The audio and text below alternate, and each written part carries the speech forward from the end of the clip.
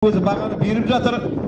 Менің айтайын дегенім сол енді елдік ынтымақ, татулық, достығын ары қарай жалғастырып, биыл мына Қосай ата өзінің келесі эстафетаны мына қабылдап алған Тәжіке ата ұрпақтары бар.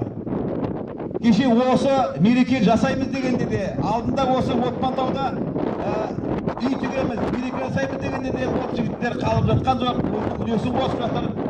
Осында кеше осы да мереке жасаймыз дегенде де осы роман бастаған үлкен ағалар келіп, өздерінің қаржылай көмектерін жасап, бізде үлесіміз қосамыз деп жатыр.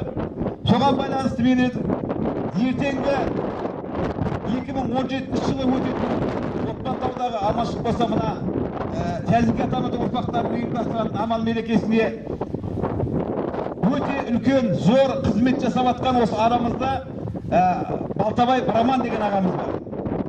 Сол ағамызға біздер мына халықаралық қазақ творчысы бірлестігінің атынан, бейбітшілік әлемінің атынан сол өкіл есебінде мен сол Роман ағамызға атына сай өзі бүгінгі сол марапатқа лайық деп ел ардақтысы деген медаль ұсынғым келіп тұр.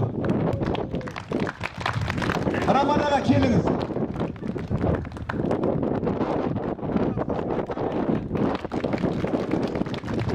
Мына себебі елдің ішінде 1000 қосшыдан бір басшы деген осы Тәжіке ата ұрпақтарын қазіргі басқарып алып осы тойды ұйымдастырайын деп жатқан ағамыз.